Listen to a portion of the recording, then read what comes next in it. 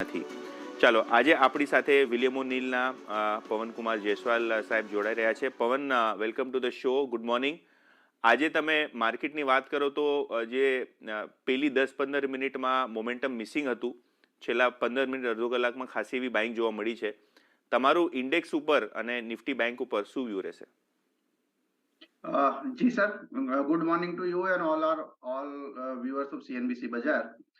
હવે ઓબ્વિયસલી માર્કેટમાં થોડુંક પ્રેશર સાથે માર્કેટનું શરૂઆત થયું, બટ હવે થોડુંક પોઝિટિવિટી જોવા મળી રહ્યું છે અને માર્કેટ એમ કહીએ તો 18,000 પાર કરી લીધેલો છે સક્સેસફુલી ઇન્ટ્રાડેમાં.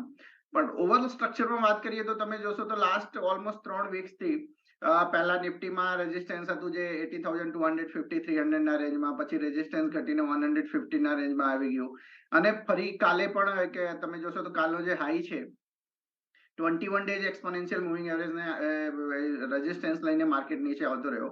તો મારે તો એમ કહેવું છે કે અત્યારે પણ ઓવરઓલ સ્ટ્રક્ચર તો એમ એટલું બધું એટ્રેક્ટિવ નથી, સાઇડવેઝમાં જ માર્કેટ ફસાયેલો છે. રેઝિસ્ટન્સ પોઈન્ટ ઓફ વ્યૂ ઉપરમાં વાત કરીએ તો જો કાલનો હાઈ છે 21 ડેઝ એક્સપોનેન્શિયલ મૂવિંગ એવરેજનો, પછી 18,150 200 નો રેન્જ છે, પછી 18,250 300 નો રેન્જ છે. તો મલ્ટિપલ રેઝિસ્ટન્સ છે, પણ આજે સારો એવો મૂવ જોવા મળ્યું છે ઘણા ટાઈમ પછી, એમ કહી શકાય ઘણા ટ્રેડિંગ સેશન્સ પછી. તો મે બી કદાચ આજે at least 21 days exponential moving average cross કરી લે અને ઉપર બ્રેક ક્લોઝ આવે આજે પર્ટિક્યુલર ટ્રેડિંગ સેશનમાં, તો એમ કહી શકાય કે હવે next target would be around 18,250 to 300, but for that it must cross and hold about 21 days exponential moving average જે કાલનો હાઈ છે. તો ઓવરઓલ સેન્ટિમેન્ટ અત્યારે પોઝિટિવ છે, કદાચ એ ક્રોસ કરી શકે છે. ઓકે, તો આ વ્યૂ આવી રહ્યું છે વિલિયમ ઓ'નીલથી. માર્કેટમાં તમને મોમેન્ટમ દેખાશે. ઓબ્વિયસલી જે ટેકનિકલ ઇન્ડિકેટર્સ છે 20 ડેનું મૂવિંગ એવરેજ, એની ઉપર માર્કેટ કયા હિસાબે ટ્રેડ કરે છે એ જોવા જેવું રહેશે. જયસ્વાલ સાહેબ, in general stock specific action ઘણું બધું જોવા મળી રહ્યું છે. આજ માટેની તમારી સ્ટોક સ્પેસિફિક આઈડિયા શું રહેશે ઇન્ટ્રાડે ટ્રેડર્સ અને શોર્ટ ટર્મ ટ્રેડર્સ માટે? જી, સો પર્ટિક્યુલરલી વાત કરીએ અત્યારે તો જે રીતે આજે તમે ઇન્ટ્રાડે પોઈન્ટ ઓફ વ્યૂમાં જોશો તો એફએમસીજી ઇન્ડેક્સમાં સારું એવું મૂવ છે અને ઇન્ડેક્સ ઇટસેલ્ફ ઇઝ ગેઇનિંગ વિથ 1.1% ના ગેઇન સાથે આજે ટ્રેડ કરી રહ્યો છે. તો મારું જે પીક રહેશે ટ્રેડિંગ પોઈન્ટ ઓફ વ્યૂ વાત કરીએ તો આ પર્ટિક્યુલર સ્પેસમાંથી જ રહેશે અને મને એમ લાગે છે ઘણા બધા કાઉન્ટર છે જે સારું એવું અહીંથી એક મૂવ બતાવી શકે.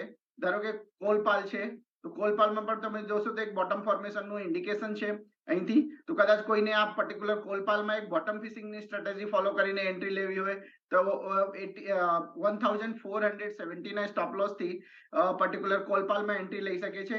અહીંથી સ્ટોકમાં કદાચ જો મૂવ આવે તો ફર્સ્ટ જે ટાર્ગેટ બનશે 1530 અને પછી 1540 અને પછી ઓબ્વિયસલી ઉપરના લેવલ્સ પણ બની શકે, 1560 સુધીના લેવલ્સ પણ બની શકે છે. તો એક બોટમ ફિશિંગના સ્ટ્રેટેજી તે કોલપાલ રહેશે. પછી હિન્દુસ્તાન યુનિલિવર છે, એ પણ એફએમસીજીમાં એક સારો એવો આજે મૂવ બતાવી રહ્યો છે, ખૂબ જ સ્ટ્રોંગ દેખાઈ રહ્યું છે. તો આમાં પર્ટિક્યુલર કોઈને એન્ટ્રી લેવી હોય તો આજે જે કરંટ પ્રાઇસ છે 2668 કરંટ પ્રાઇસ છે, તો 2660 ના રેન્જમાં બાઇંગ એન્ટ્રી ફોલો કરી શકે છે. ઓલમોસ્ટ 100 રૂપિયાનો અહીંથી સ્ટોપ લોસ રહેશે 2570 ના આજુબાજુના. અને ઉપરમાં ટાર્ગેટમાં વાત કરીએ તો એટલીસ્ટ જે ફર્સ્ટ ટાર્ગેટ ઇમિડિયેટ ટાર્ગેટ બનશે એ 2725 અને ફરીથી એ લેવલ ક્રોસ કરશે તો 2800 સુધીના લેવલ્સ પણ આવતા જોવા મળી શકે છે.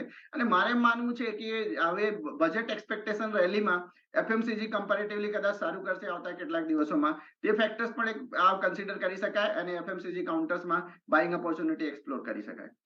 ઓકે, છે આપણી સાથે પવનકુમાર જોડાયેલા છે. પવન, આજે માર્કેટની વાત કરીએ તો ઓબ્વિયસલી આઈટી તરફથી સપોર્ટ આવી રહ્યું છે, નિફ્ટી બેંકમાં થોડું ઘણું મોમેન્ટમ છે, પણ સ્ટેન્ડ આઉટ આજે જે સ્ટોક્સ જોવા મળી રહ્યા છે તેમાં તમને ખાસ કરીને ટાટા મોટર્સ અને L&T આ બે નામ જોવા મળી રહ્યા છે. વોલ્યુમ સારા છે. આ બંને સ્ટોક્સ ઉપર કોઈ પર્ટિક્યુલર વ્યૂ, ખાસ કરીને ટાટા મોટર્સ પર? જી, તો હું શરૂઆત L&T થી કરીશ. પણ એક ડિસ્ક્લેમર આપી દઉં તમને કે અમે અમારા જે સબસ્ક્રાઇબર છે એમને already Larsen and Toubro advice કરેલા છે. તે ડિસ્ક્લેમર છે મારા તરફથી. અને માર્કેટ કન્ડિશન પ્રમાણે અમે એક્શન ગમે ત્યારે ગમે તે એક્શન પણ લઈ શકીએ, એ ખાસ ધ્યાન રાખવાનું રહેશે આપણા વ્યુઅર્સને. ઓવરઓલ સેન્ટિમેન્ટ ઓબ્વિયસલી ખૂબ જ પોઝિટિવ છે. તમે જોશો તો ઇન્ફ્રાસ્ટ્રક્ચર સ્ટોક્સમાં, કેપિટલ ગુડ સ્ટોક્સમાં ઘણા ટાઈમથી સારું પોઝિટિવ મોમેન્ટમ છે, ટ્રેન્ડ પણ પોઝિટિવ છે.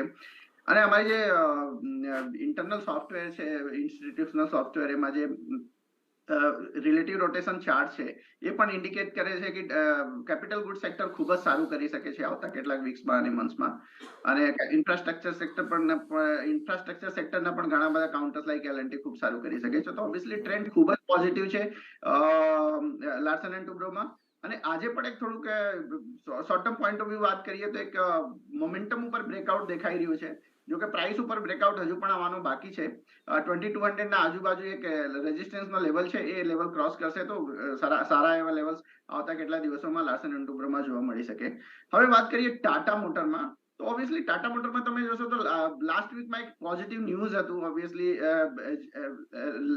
Jaguar Land Rover global market સેલ્સમાં, અને એ પછી એમાં એક પોઝિટિવ મોમેન્ટમ બન્યું હતું અને કાઉન્ટર 200 ડેઝ એક્સપોનેન્શિયલ મૂવિંગ એવરેજને ટચ કર્યો હતો અને ટચ કર્યા પછી છેલ્લા 3-4 ટ્રેડિંગ સેશનથી સાઇડવેઝમાં ચાલે છે. હવે ટેકનિકલી વાત કરીએ તો હવે it is about to breach a downward sloping trend line. તો જ્યાં સુધી એ ડાઉનવર્ડ સ્લોપિંગ ટ્રેન્ડ લાઇન છે પછી 200 ડેઝ એક્સપોનેન્શિયલ મૂવિંગ એવરેજ છે, આ કરંટ રેન્જમાં જ છે 415-420 ના રેન્જમાં. એક મને એમ લાગે છે કન્સોલિડેટ કરશે, કન્સોલિડેટ કર્યા પછી એક બ્રેકઆઉટ આપશે તો સારું એવું બ્રેકઆઉટ ગણી શકાય એવા પર્ટિક્યુલર કન્ડિશનમાં. અને એવા પર્ટિક્યુલર સંજોગોમાં કાઉન્ટર 450-455 સુધીના રેલી પણ બતાવી શકે. પણ હજુ પણ જે થોડુંક પોઝિશનલ પોઈન્ટ ઓફ વ્યૂ વાત કરીએ તો જે ટ્રેન્ડ લાઇનનો બ્રેકઆઉટ 200 ડેઝ એક્સપોનેન્શિયલ મૂવિંગ એવરેજનો બ્રેકઆઉટ આવવાનો બાકી છે. તો કદાચ 1 કે 2 દિવસના કન્સોલિડેશન પછી એમાં બ્રેકઆઉટ બની શકે તો ક્લોઝલી વોચ આઉટ કરી શકાય. તો ઓવરઓલ સેન્ટિમેન્ટ આમાં પણ પોઝિટિવ છે, પણ બ્રેકઆઉટ પછી જે ટાટા મોટરમાં એન્ટ્રી લેવાની સલાહ આપીશું. ઓકે, તો એલ&ટી પર ઓલરેડી પવન બુલિશ છે અને ટાટા મોટર્સમાં રાહ જોઈ રહ્યા છે એક ડિસાઇસિવ બ્રેકઆઉટની, ત્યારબાદ લોંગ કોલની તેઓ સલાહ આપી રહ્યા છે. પવન, ઇન જનરલ આજે માર્કેટમાં આપણે જોઈએ તો ટાટા મોટર્સ, એચસીએલ ટેક, એલ&ટી તો ચાલી રહ્યા છે, સાથે આજે એચડીએફસી લિમિટેડ અને એચડીએફસી બેંકમાં બી 1% તેજી જોવા મળી રહી છે. રિઝલ્ટ બાદ એચડીએફસી બેંકમાં કોઈ મોટો રિએક્શન તેજીનો જોવા નથી મળ્યો. તમારું સ્પેસિફિક વ્યૂ એચડીએફસી બેંકની ઉપર, કારણ કે રિઝલ્ટ્સ આવી ગયા છે, રિઝલ્ટ બાદ રિએક્શન બી આવી ગયું છે.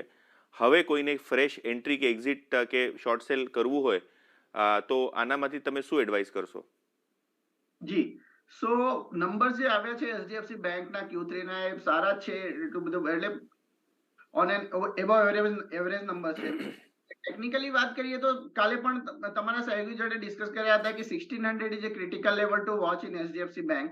1600 ને નીચે જો કન્ટિન્યુઅસલી ટ્રેડ કરશે તો ફરીથી કન્સોલિડેશનમાં જતું રહેશે.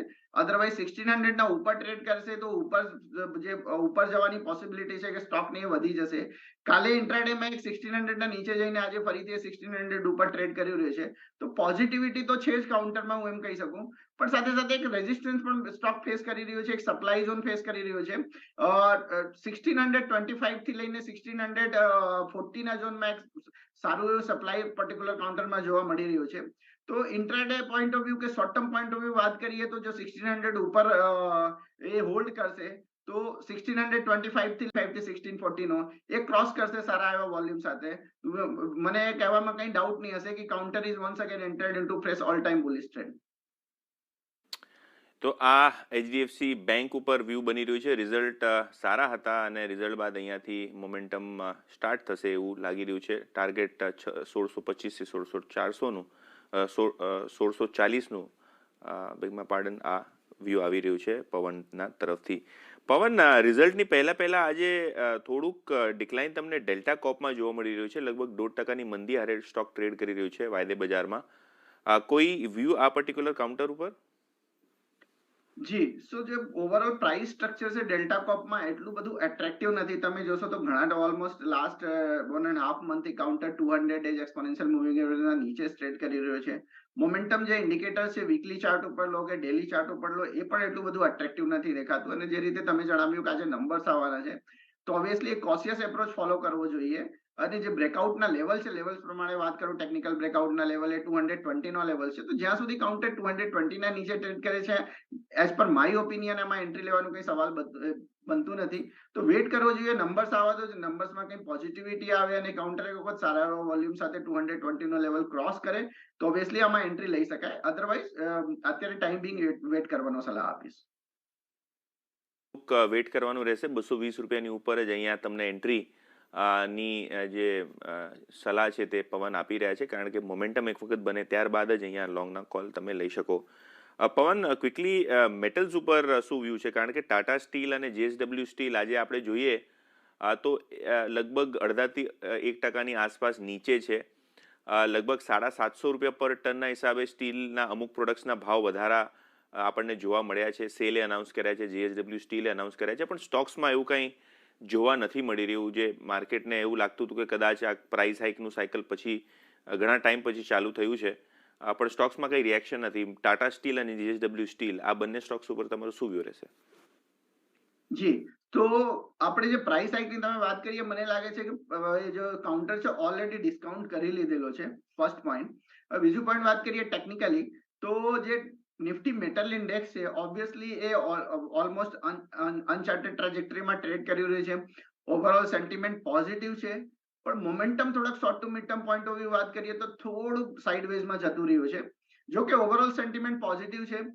Long term point of view steel છેલ્લા ઓલમોસ્ટ 1.5 યરથી હું કન્સિસ્ટન્ટલી કહી રહ્યો છું કે મને એમ લાગે છે કે નિફ્ટી મેટલ ઇન્ડેક્સ 7500 ના લેવલ્સ અચીવ કરી શકે આવતા કેટલાક ક્વાર્ટર્સમાં. તો મારું જે ઓપિનિયન છે still long term point of view bullish છે, પણ એ short term point of view, mid term point of view વાત કરીએ તો થોડી સાઇડવેઝ છે. કાઉન્ટરમાં જે રીતે તમે જોશો તો કાઉન્ટરની વાત કરો કે ઇન્ડેક્સની વાત કરો, સાઇડવેઝમાં જતું રહ્યો છે. તો અત્યારે ટાઈમ બિંગ સાઇડવેઝ ટ્રેન્ડ દેખાય છે. જ્યાં સુધી એક વખત ડિસાઇસિવ બ્રેકઆઉટ નહીં આવે કંઈ ગ્લોબલ ટ્રિગર લઈને, ત્યાં સુધી અત્યારે થોડોક રાહ જોવો જોઈએ. એક ડિસાઇસિવ બ્રેકઆઉટ આવ્યા પછી જમા એન્ટ્રી લેવાનો સલાહ આપીશ. તો આ વ્યૂ આવી રહ્યું છે ટાટા સ્ટીલ અને બીજા કાઉન્ટર્સ, ખાસ કરીને જેએસડબલ્યુ સ્ટીલ ઉપર. પવન, જતાં જતાં આપણે વાત કરી લઈએ અદાની એન્ટરપ્રાઇઝીસ ઉપર, કારણ કે કંપની બહુ જલ્દી પોતાનો 20,000 કરોડનો એફપીઓ માર્કેટમાં લાવવા માંગે છે. ન્યૂઝ રિપોર્ટ સજેસ્ટ કરી રહી છે. ઓબ્વિયસલી કંપની તરફથી કંઈ ઓફિશિયલ અનાઉન્સમેન્ટ એફપીઓના લઈને કે અપડેટ લઈને કાંઈ આવ્યું નથી, પણ સ્ટોક બહુ ટાઈટ રેન્જમાં અત્યારે ટ્રેડ કરી રહ્યું છે. અત્યારે તમે ઇન્ટરડેમાં જો તો લગભગ ₹60નો ઉછાળો તમને ડેઝ લોથી જોવા મળ્યો છે. અદાની એન્ટરપ્રાઇઝીસ પર કોઈ વ્યૂ બની રહ્યો છે કરંટ માર્કેટ પ્રાઇસ ઉપર? જી, તો સૌથી પહેલા તો અદાની એન્ટરપ્રાઇઝ ઉપર અત્યારે જે કરંટ લેવલ છે એ ટેકનિકલી 100 ડેઝ મૂવિંગ એવરેજના આજુબાજુ છે. લાસ્ટ 5-6 ટ્રેડિંગ સેશન્સની કન્સોલિડેટ કર્યું છે. લાસ્ટ 1 મંથમાં પ્રાઇસ સ્ટ્રક્ચરમાં વાત કરીએ તો એક નેગેટિવ ડાયવર્જન્સ સાથે, આરએસઆઈ ડાયવર્જન્સ સાથે લોઅર ટોપ લોઅર બોટમ ફોર્મેશન છે.